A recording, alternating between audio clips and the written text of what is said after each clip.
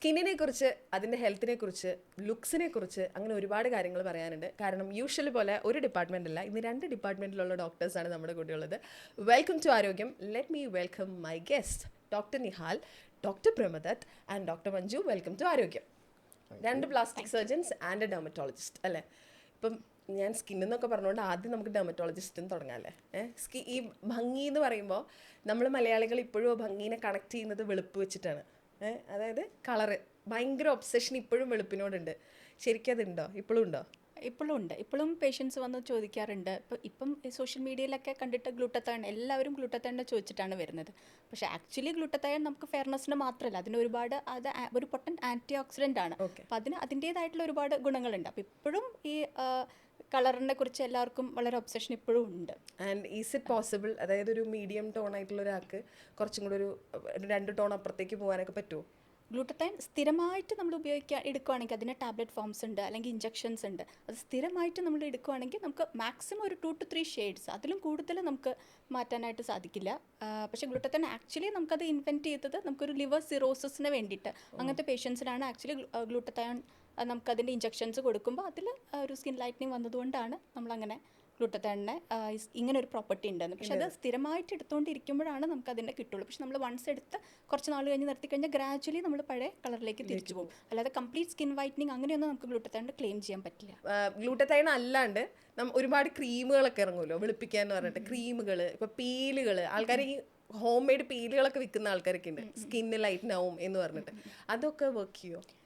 ശരിക്കും നമ്മൾ അറിയേണ്ടത് നമ്മുടെ സ്കിന്നിന് എന്താണ് പ്രോബ്ലം എന്നുള്ളതാണ് ശരിക്കും നമ്മൾ അറിയേണ്ടത്. ഇപ്പോൾ സ്കിന്നിൽ ഇപ്പോൾ നമുക്കൊരു നമ്മുടെ മുഖം ഡാർക്കായിട്ടിരിക്കുന്നതിന് പല പല കാരണങ്ങളുണ്ടാവും. ഒന്നെങ്കിൽ എക്സ്റ്റേണൽ ഉള്ള പിഗ്മെൻറ്റേഷൻസ് ആവാം, അല്ലെങ്കിൽ നമ്മൾ ചില അസുഖങ്ങളുടെ ഭാഗമായിട്ടുള്ളതായിരിക്കും. ഇതിൻ്റെ ഏറ്റവും പ്രധാന കാരണം നമ്മൾ അറിയേണ്ടത് എന്താണ് സ്കിൻ പ്രോബ്ലം എന്നുള്ളത് മനസ്സിലാക്കി അതിൻ്റെ ട്രീറ്റ്മെൻറ്റാണ് നമുക്ക് വേണ്ടത്. ഇപ്പോൾ നമുക്ക് ഒരുപാട് പീൽസ്, ഇപ്പോൾ നമ്മൾ ഹോസ്പിറ്റലിൽ നിന്ന് ചെയ്യുന്ന പലതരം കെമിക്കൽ പീൽസ് ഉണ്ട്.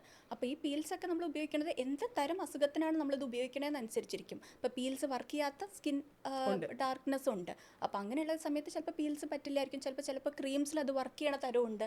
അപ്പോൾ എല്ലാം ഡിപ്പെൻസ് ഓൺ നമ്മുടെ സ്കിന്നിൽ എന്താണ് പ്രോബ്ലം, അതിനനുസരിച്ചുള്ള ചികിത്സ വേണം. ഇപ്പോൾ ഡോക്ടർ സ്കിന്നിൻ്റെ കേസിൽ നേരത്തെ ഫെയർനെസ്സിൻ്റെ കാര്യം പറഞ്ഞ പോലെ തന്നെ ഇപ്പോൾ ഭയങ്കര ട്രെൻഡ് ആവുന്ന ഒരു കാര്യമാണ് ഈ Korean glass skin. Korean glass സ്കിന്നിന് വേണ്ടി 10 സ്റ്റെപ്പ് റുട്ടീനൊക്കെ ചെറിയ കുട്ടികൾ വരെ ചെയ്യുന്ന ഒരു കാലമാണ്. ഈ കൊറിയൻ ഗ്ലാസ് സ്കിൻ എന്ന് പറയുന്ന സാധനം, ഈസ് ഇറ്റ് ആക്ച്വലി പോസിബിൾ? നമ്മുടെ സ്കിന്നും കൊറിയൻ സ്കിന്നും എൻറ്റയർലി ഡിഫറെൻ്റ് ആണ്. അപ്പോൾ അതുകൊണ്ട് നമ്മുടെ ഇന്ത്യൻ സ്കിന്നിന് വേണ്ട സ്റ്റെപ്സ് ചെയ്യേണ്ട ആവശ്യമുള്ളൂ. ഇപ്പോൾ ടീനേജിലെ കുട്ടികൾ തന്നെ ഇത് ഈ സോഷ്യൽ മീഡിയയുടെ ഇൻഫ്ലുവൻസ് കാരണം ഒരുപാട് സ്റ്റെപ്സ് ചെയ്യുന്നുണ്ട്. ആക്ച്വലി അതൊന്നും നമുക്ക് ആവശ്യമില്ല. ഇപ്പോൾ നമുക്കൊരു ഒരു ടീനേജ് ടൈമിലാണെങ്കിൽ നമുക്കൊരു ബേസിക് ആയിട്ട് വേണ്ടത് ഒരു മോയ്സ്ചറൈസർ, ഒരു ക്ലെൻസർ, അല്ലെങ്കിൽ ഒരു ഫേസ് വാഷ്, ഒരു സൺസ്ക്രീൻ. ഇതാണ് ഒരു ബേസിക് ആയിട്ട്. നമുക്ക് വേറെ സ്കിന്നിൽ വേറെ പ്രോബ്ലംസ് ഒന്നും ഇല്ലെങ്കിൽ, അതായത് ടീനേജ് ടൈമിൽ ചിലപ്പോൾ നമുക്ക് ആക്നയുടെ പ്രശ്നം, മോക്കുരുവിൻ്റെ പ്രശ്നങ്ങൾ വരാം, അല്ലെങ്കിൽ വേറെ എന്തെങ്കിലും മോക്കുരു വന്നു പോയിട്ടുള്ള കറുത്ത പാടുകൾ വരാം. അപ്പോൾ അങ്ങനെയൊന്നും ഇല്ലാത്ത ഒരു നോർമൽ സ്കിന്നുള്ള ഒരു ടീനേജർക്ക് ഒരു 3 step, moisturiser, sunscreen, face wash, ഇതിൻ്റെ ആവശ്യമുള്ളൂ. പിന്നെ ആവശ്യം ഉണ്ടെങ്കിൽ നമ്മൾ ആഡ് ചെയ്യുക. കാരണം ഇത് നമ്മളൊരു കുറച്ച് നാൾ ചെയ്യുന്നതല്ല. ഇപ്പോൾ ഒരു ടീനേജ് ടൈമിൽ നമ്മൾ സ്റ്റാർട്ട് ചെയ്തു, കുറച്ച് നാളൊരു ഇത് എല്ലാ സ്റ്റെപ്സും ചെയ്ത് ഒരു കുറച്ച് ദിവസം ചെയ്ത് സ്റ്റോപ്പ് ചെയ്തിട്ട് നമുക്ക് ഒരു അഡ്വാൻറ്റേജും കിട്ടാൻ പോകുന്നില്ല. സ്ഥിരമായിട്ട് നമുക്ക് മാക്സിമം ചെയ്യാൻ പറ്റുന്ന ഏറ്റവും മിനിമം സ്റ്റെപ്സ് കൺസിസ്റ്റൻ്റ് ആയിട്ട് ഫോളോ ചെയ്യുക എന്നുള്ളതാണ് അതിൽ നമുക്കത് വർക്ക് ആവുള്ളൂ. അതാണ് ഏറ്റവും ഇമ്പോർട്ടൻ്റ് ആയിട്ടുള്ളത്. ഏറ്റവും മിനിമം രീതിയിൽ പോകുന്നതാണ് എപ്പോഴും നല്ലത്. നമ്മുടെ സ്കിന്നിന് എന്താണോ വേണ്ടത്, നമ്മുടെ സ്കിന്നിൽ എന്താണോ പ്രോബ്ലം, അതനുസരിച്ചിട്ടുള്ള ട്രീറ്റ്മെൻറ്റ് കൊടുക്കുമ്പോഴാണ് നമുക്കത് അതിൻ്റെ ഇഫക്റ്റ് ലാസ്റ്റ് ചെയ്യുള്ളൂ, നമുക്കതിലുള്ള മാക്സിമം ബെനിഫിറ്റ് കിട്ടുള്ളൂ. അല്ലാതെ നമ്മുടെ സ്കിൻ ഇപ്പോൾ കൊറിയൻ സ്കിന്നെ പോലെ ആക്കാൻ നോക്കിയിട്ട് കാര്യമില്ല. കാരണം അവരുടെ സ്കിന്നും ഇന്ത്യൻ സ്കിന്നും എൻറ്റയർലി ഡിഫറെൻറ്റ്. അവരുടെ ജെനറ്റിക്സ് അങ്ങനെയാണ്. അപ്പോൾ അതുകൊണ്ടാണ് അവരങ്ങനെ ഇരിക്കണേ. അപ്പോൾ നമ്മുടെ സ്കിന്നിൽ നമ്മുടെ ഒരു ഇവിടെയുള്ള എൻവയൺമെൻറ്റിൻ്റെ കാര്യങ്ങളുണ്ട്, ഒരുപാട് നമ്മുടെ ജെനറ്റിക്സ് ഉണ്ട്. അപ്പോൾ നമ്മൾ ടാൻ ചെയ്യുന്ന ആൾക്കാരാണ്, നമ്മുടെ വെളുത്ത് പോകുമ്പോൾ നമ്മൾ ടാൻ ചെയ്യുന്ന ആൾക്കാരാണ്. നമ്മുടെ സ്കിൻ അങ്ങനെയാണ്. അപ്പോൾ നമ്മുടെ സ്കിന്നിന് എന്താണോ വേണ്ട അത് കൊടുക്കുമ്പോഴാണ് നമുക്കതിൽ മാക്സിമം റിസൾട്ട് കിട്ടുക. ഡോക്ടർ മഞ്ജു പറഞ്ഞ വളരെ വാലിഡ് പോയിൻ്റാണ്. സംഭവം എന്താ വെച്ചാൽ, ഡെർമറ്റോളജിസ്റ്റ് എപ്പോഴും കുറച്ച് കാര്യങ്ങളൊക്കെ പറയും, ട്രീറ്റ്മെൻറ്റ് എഴുതും. ആ പേഷ്യൻ്റ് അത് കൺസിസ്റ്റൻ്റ് ആയിട്ട് എടുക്കുമ്പോഴാണ് ആ റിസൾട്ട് കാണുന്നത്. സംഭവം എന്താ വെച്ചാൽ, കുറേ പേഷ്യൻസ് ഓക്കെ 1 month കഴിഞ്ഞിട്ട് ഇത് വർക്ക് ചെയ്യുന്നില്ല, എന്നിട്ട് അടുത്ത സ്ഥലത്തേക്ക് പോകും, അല്ലെങ്കിൽ പിന്നെ അത് പിന്നെ ഫുള്ളായിട്ട് ഇൻസ്റ്റൻറ്റ് റിസൾട്ട്സ് ഒരിക്കലും ഇല്ല സ്കിന്നിൽ. എപ്പോഴും if it is done consistently അതിൻ്റെതായ റിസൾട്ട്സ് എപ്പോഴും കാണും. അത് എപ്പോഴും കാണും. Just has to be done consistently. Plus there is a role for feedback. അതായത് ഒരു കാര്യങ്ങൾ, ഒരു ബഞ്ച് ഓഫ് തിങ്സ് ചെയ്തിട്ട് അത് എങ്ങനെയുണ്ട്, അതിൽ ഇത്ര ഇമ്പ്രൂവ്മെന്റ് ഉണ്ട് ഇല്ല. നമുക്ക് എന്ത് ഇഷ്യൂ പറയുമ്പോഴായാലും we think of bunch of possibilities, എന്നിട്ട് ബെസ്റ്റ് പോസിബിൾ ഒരു ഓപ്ഷൻ ആയിരിക്കും തരാം. അല്ലാതെ ബ്ലാങ്കറ്റ് ആയിട്ട് എല്ലാം കൂടെ ഒരുമിച്ചെടുത്ത് തരാൻ പറ്റില്ല. അപ്പോൾ യു ട്രൈ ദാറ്റ് ഔട്ട്, അതില്ല you come back to us, then it's again ഒരു ഇവോൾവിങ് പ്രോസസ്സാണ്. അതൊരു വൺ ടൈം പരിപാടിയല്ല. അതായത് basically end of the day if you are going to a doctor, any doctor, dermatologist ആണെങ്കിലും ഡെർമറ്റോളജിസ്റ്റിൻ്റെ ട്രീറ്റ്മെൻറ്റ് ഒന്ന് കേൾക്കുക, ട്രൈ ചെയ്ത് നോക്കുക, ട്രൈ ചെയ്യുന്നില്ലെങ്കിൽ തിരിച്ചാൽ ഡെർമറ്റോളജിസ്റ്റ് അടുത്ത് പോവുക, എന്നിട്ട് ഫീഡ്ബാക്ക് കൊടുക്കുക, അതനുസരിച്ച് ഡെർമറ്റോളജിസ്റ്റ് മാറ്റണമെങ്കിൽ മാറ്റും. ഇത് പ്രശ്നം വെച്ചാൽ once they jump from one person to the other person is going to start the same treatment. അപ്പോൾ വീണ്ടും സ്ക്വയർ വൺ ആണ്. അപ്പോൾ പേഷ്യൻറ്റും അതിൻ്റെ ഒരു റിസൾട്ട് കിട്ടുന്നില്ല. ആ ഒരു യുനോ ആ ഒരു ആർക്കും ഗുണമില്ല. Yes, end of the day വെറുതെ കുറെ പൈസ പോകുന്നത് എക്സാക്ട്ലി വേറെ ആർക്കും കൂടെ ഉണ്ടാവില്ല. ഇപ്പോൾ ടീനേജ് സ്കിന്നിൻ്റെ ടീനേജിന് മുന്നോട്ട് പോവുകയാണെങ്കിൽ ചെറിയ കുട്ടികൾ, ഇപ്പം നമ്മൾ ഏറ്റവും കൂടുതൽ പാരൻസ് കംപ്ലയിൻറ്റ് ചെയ്യുന്നത് കുട്ടികളുടെ ഡ്രൈ സ്കിന്നാണ്. അപ്പോൾ അതിന് നമ്മൾ പണ്ടോട്ടേ ചെയ്തു വരുന്നത് കുട്ടികൾക്ക് എണ്ണ തേച്ച് മസാജ് ചെയ്ത് കുളിപ്പിക്കും. ഇപ്പോൾ കുറേ അമ്മമാർ അത് ചെയ്യില്ല, കാരണം എണ്ണയുടെ ആവശ്യമില്ല എന്ന് പറയും. അപ്പോൾ അതാണ് ഡ്രൈ സ്കിന്നിന് കാരണം എന്ന് പറയും. കുറേ എൻവയോൺമെൻറ്റൽ ഫാക്ടേഴ്സ് എന്ന് പറയും. ഈ ചെറിയ കുട്ടികൾക്ക് ഇത്രയും കോമൺ ആയിട്ട് ഡ്രൈ സ്കിൻ വരാനുള്ള കാരണം എന്താ? What you think? അപ്പോൾ ഒന്ന് ജെനറ്റിക്സ് തന്നെയാണ്. അപ്പം പാരൻസിന് ഡ്രൈ സ്കിൻ ഉണ്ടെങ്കിൽ കുട്ടികൾക്ക് ഡ്രൈ സ്കിൻ റിലേറ്റഡ് ആയിട്ടുള്ള ഡ്രൈ സ്കിന്നും വരാം, അത് റിലേറ്റഡ് ആയിട്ടുള്ള സ്കിൻ പ്രോബ്ലംസും വരാം. പാരൻസിന് ഡ്രൈ സ്കിൻ വേണം എന്നില്ല, അല്ലെങ്കിൽ അവർക്ക് ചിലപ്പോൾ ആസ്മ ആയിരിക്കാം, ഡസ്റ്റ് അലർജി ആയിരിക്കാം. എന്നിരുന്നാൽ തന്നെ കുട്ടിക്ക് ചിലപ്പോൾ ഡ്രൈ സ്കിന്നും അത് റിലേറ്റഡ് സ്കിൻ പ്രോബ്ലംസും വരാനുള്ള, എക്സിമ പോലത്തെ സ്കിൻ പ്രോബ്ലംസ് വരാനുള്ള സാധ്യതയുണ്ട്. അപ്പം സ്ഥിരമായിട്ട് മോയ്സ്ചറൈസർ ചെറുപ്പത്തിൽ ഉപയോഗിക്കുന്നത് കുട്ടികൾക്ക് വളരെ നല്ലതായിട്ടുള്ളത്. ഇപ്പോൾ ഡ്രൈ സ്കിന്നിൻ്റെ പ്രശ്നമുള്ളവരാണെങ്കിൽ സ്ഥിരമായി മോയ്സ്ചറൈസർ ഉപയോഗിക്കുന്നത് എക്സിമ പോലത്തെ സ്കിൻ പ്രോബ്ലംസ് വരുന്നതിന് ഒരു പരിധി വരെ കുറച്ച് നിർത്താനായിട്ട് സഹായിക്കും. ഈ എണ്ണ പുരട്ടുന്നതുകൊണ്ട് ഗുണമുണ്ടോ? എണ്ണ പറ്റുന്നത് ഇപ്പം നമ്മുടെ വെളിച്ചെണ്ണ നല്ലൊരു മോയ്സ്ചറൈസറാണ്. അപ്പോൾ എണ്ണ നമ്മൾ ഉപയോഗിക്കുന്നത് അതിൻ്റെ ഒരു മോയ്സ്ചറൈസിങ് പ്രോപ്പർട്ടിക്ക് വേണ്ടിയാണ്. അപ്പോൾ കുളിക്കുന്നതിന് മുൻപ് നമ്മൾ എണ്ണ തേച്ച് കുറേ നേരം നിർത്തി അത്രയും ആ എണ്ണ സോപ്പ് ഇട്ടിട്ട് കഴുകി കളഞ്ഞിട്ട് നമ്മുടെ സ്കിന്നിന് ആവശ്യമുള്ള ഒന്നും കിട്ടുന്നില്ല. അപ്പോൾ നമുക്ക് ചെയ്യാൻ പറ്റുന്നത് ഒന്നുകിൽ കുളി കഴിഞ്ഞിട്ട് നമുക്ക് എണ്ണ തേപ്പിക്കാം. എണ്ണ ഉപയോഗിക്കുന്നതുകൊണ്ട് കുഴപ്പമില്ല. അപ്പോൾ കുളി കഴിഞ്ഞിട്ട് നമുക്ക് എണ്ണ തേപ്പിക്കാം. പക്ഷേ കുളി കഴിഞ്ഞ് നമ്മൾ എണ്ണ ഉപയോഗിക്കുമ്പോൾ നമുക്ക് കുഞ്ഞിനെ തൊടുമ്പോൾ അത് സ്റ്റിക്കി ആയിട്ടിരിക്കും. അപ്പോൾ അതെല്ലാവർക്കും ഇഷ്ടപ്പെടില്ല. അതിന് പകരമാണ് നമ്മൾ മോയ്സ്ചറൈസേഴ്സ് ഉപയോഗിക്കുന്നത്. എണ്ണ കുളിക്കുന്നതിന് മുന്നേ ഉപയോഗിക്കാം, പക്ഷെ അത് അത്രയും വാഷ് ഓഫ് ചെയ്തിട്ട് നമുക്ക് കാര്യമില്ല. മുഴുവൻ തേച്ചരച്ചിട്ട് സോപ്പിട്ട് അത്രയും സോപ്പ് ഉപയോഗിക്കുമ്പോൾ സോപ്പും നമ്മുടെ സ്കിന്നിനെ ഹാർഡാക്കും, നമ്മുടെ സ്കിൻ ഡ്രൈ ആക്കും. ഇപ്പോൾ കുട്ടികൾക്ക്, അതായത് സ്കൂൾ ഗോയിങ് കുട്ടികൾക്കും നമ്മൾ സൺസ്ക്രീൻ ഉപയോഗിക്കുക എന്നിട്ടുള്ളൊരു പരിപാടിയുണ്ട്. നേരത്തെ നമ്മളൊന്നും അങ്ങനെ ഉപയോഗിച്ചിട്ടില്ല. നമ്മളൊക്കെ ഒരു പ്രായം കഴിയുമ്പോഴാണ് സൺസ്ക്രീൻ ഉപയോഗിക്കുന്നത്. ഏത് പ്രായം തൊട്ടാണ് ആക്ച്വലി സൺസ്ക്രീൻ യൂസ് ചെയ്യുന്നത്? ശരിക്കും ഇപ്പോൾ സൺസ്ക്രീൻ്റെ സേഫ്റ്റി നമ്മൾ പറയുകയാണെങ്കിൽ 6 മാസം മുതൽ നമുക്ക് വേണമെങ്കിൽ സൺസ്ക്രീൻ ഉപയോഗിക്കാം. പക്ഷേ സ്ഥിരമായിട്ട് കുട്ടികൾക്ക് സൺസ്ക്രീൻ ഉപയോഗിക്കണമെന്നുള്ളത് ഇപ്പോഴൊരു ക്വസ്റ്റ്യനബിൾ ആണ്. ശരിക്കും അതിൻ്റെ ആവശ്യമുണ്ടോ?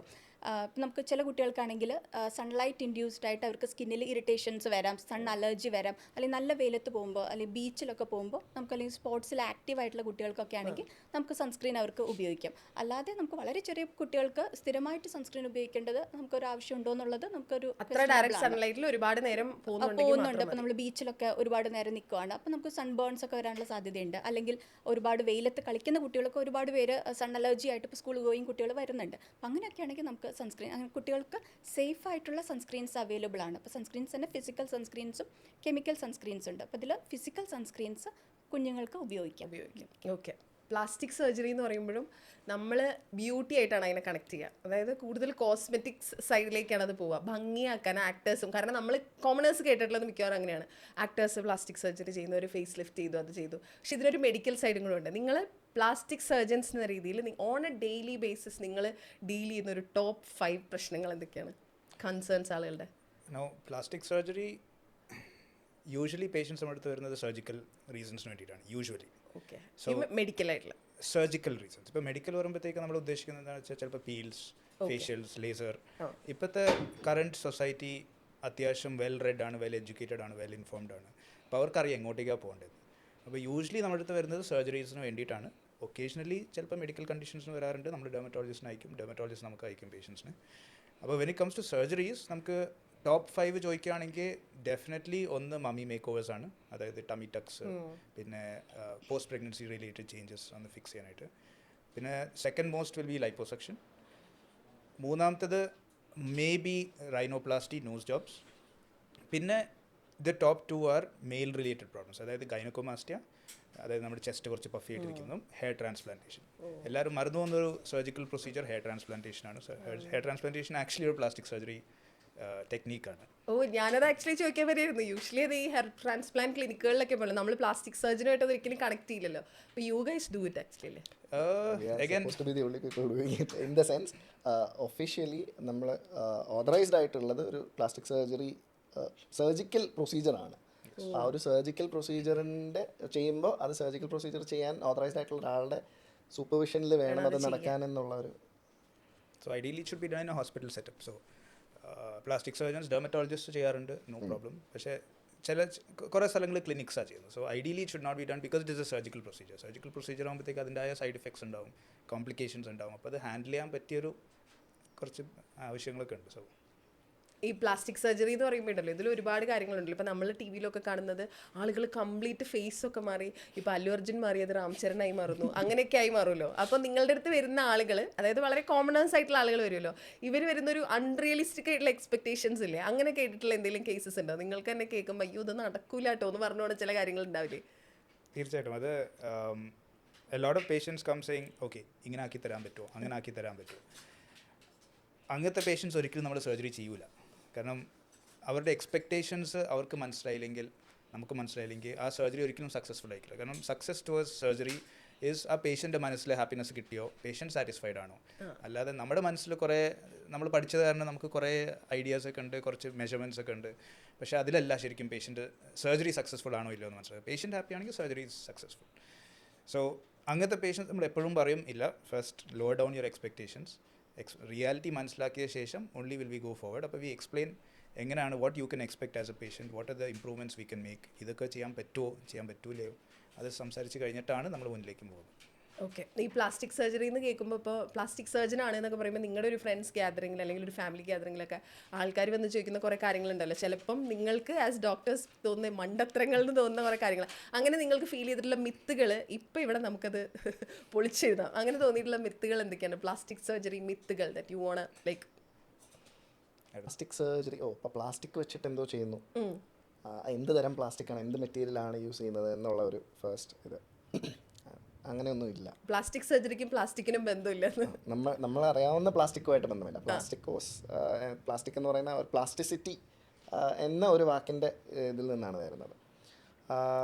സെക്കൻഡ്, ഈ പ്ലാസ്റ്റിക് സർജൻ വന്നിട്ട് നമ്മളെല്ലാം മാജിക് വാണ്ട് ചെയ്ത് മുറിവുകൾ അപ്രത്യക്ഷമാകുന്നു അല്ലെങ്കിൽ പാടുകൾ അപ്രത്യക്ഷമാകും, അങ്ങനെ ഒരു സംഭവം ഇല്ല എന്നുള്ളത് മനസ്സിലാക്കേണ്ടത് വളരെ ഇമ്പോർട്ടൻ്റ് ആയിട്ടുള്ളൊരു കാര്യമാണ്. അതായത് ഒരു മുറിവുണ്ടെങ്കിൽ അവിടെ ഒരു പാട് ഉണ്ടാകും. നമുക്ക് ആ പാടിനെ ഇപ്പം ഞാനാണ് മുറിവ് ക്രിയേറ്റ് ചെയ്യുന്നതെങ്കിൽ ആ പാടിനെ ഹൈഡ് ചെയ്യാൻ ബെസ്റ്റ് സ്ഥലത്ത് എനിക്ക് അതിനെ പ്ലേസ് ചെയ്യാൻ പറ്റും.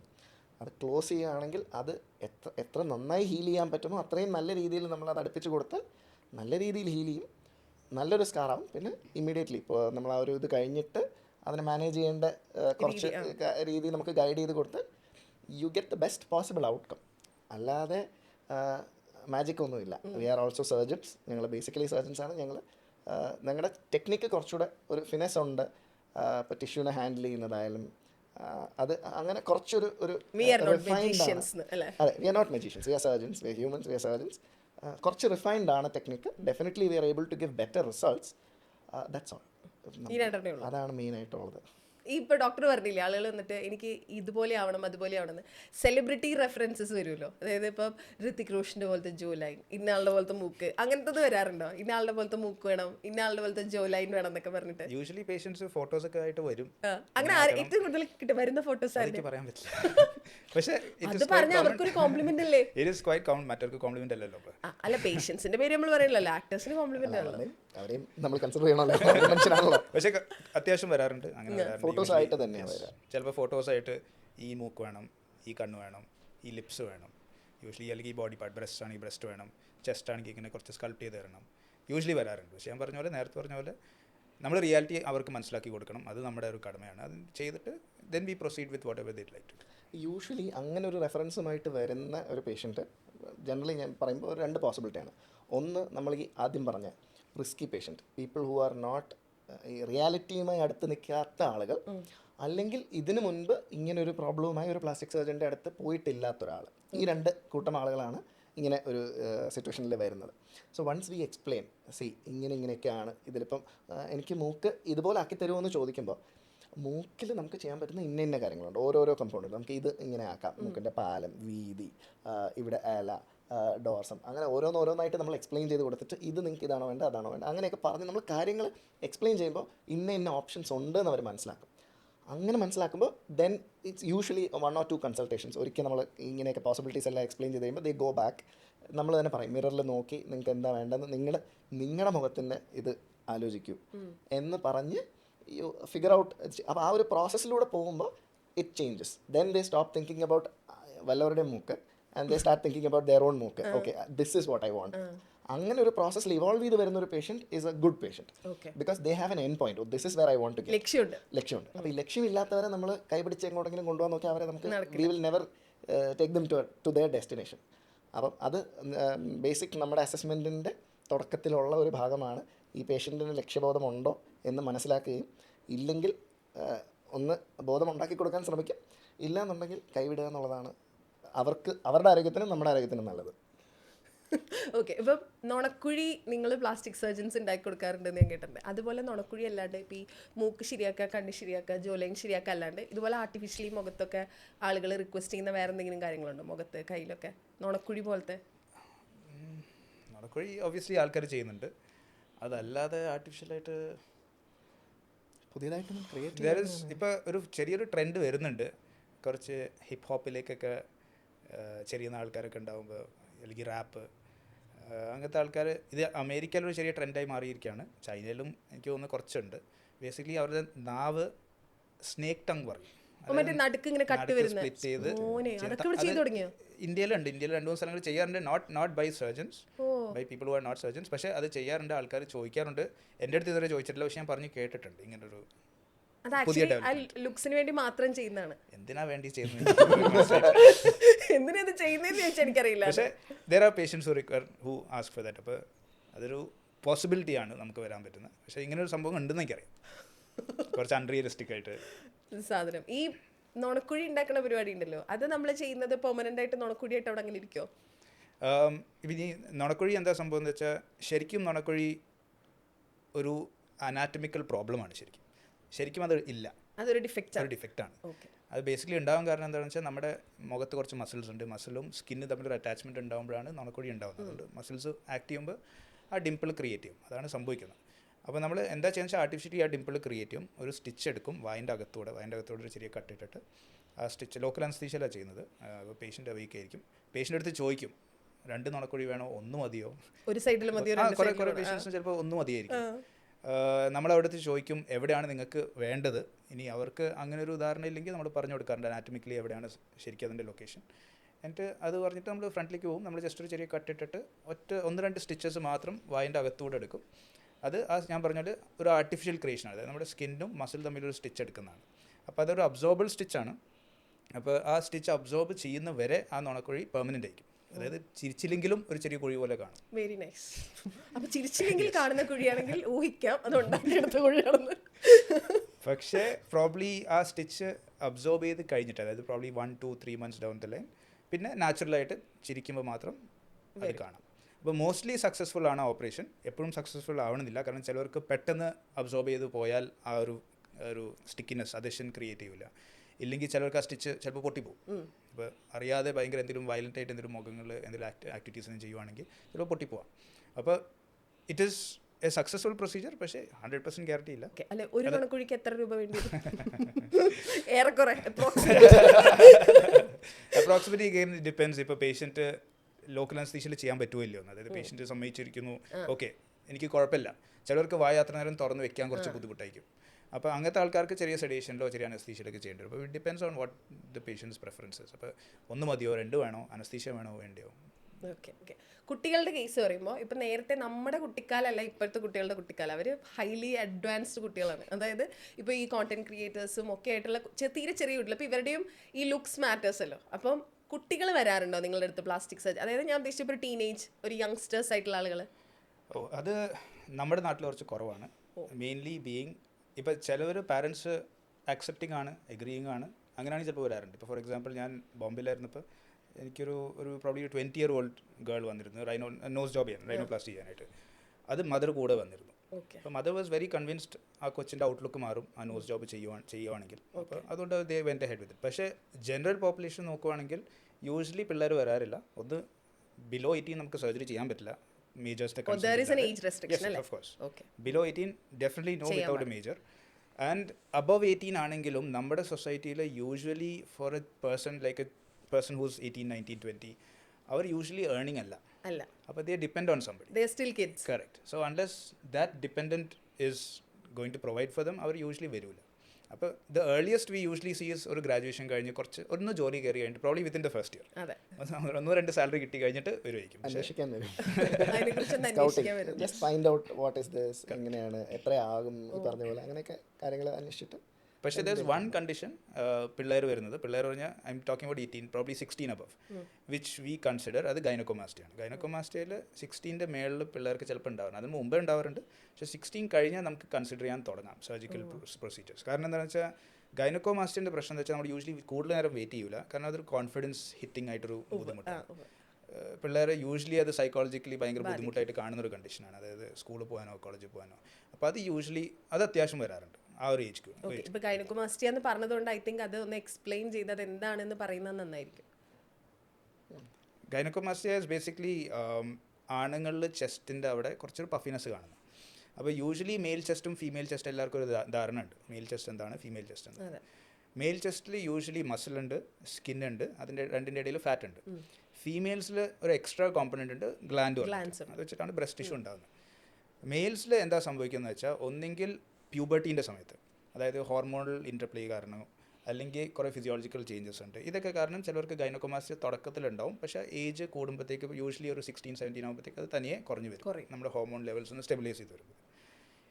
ഇല്ലാത്തവർക്ക് എന്താ സംഭവിക്കുന്നത് വെച്ചാൽ ചിലവർക്ക് ഗ്ലാൻഡ്, അതായത് സ്കിന്നിൻ്റെ അടിയിൽ ഗ്ലാൻഡ് ഉണ്ട്. ഈ ഗ്ലാൻഡ് ഒന്ന് കുറച്ച് പതുക്കെ വലുതായി വരും.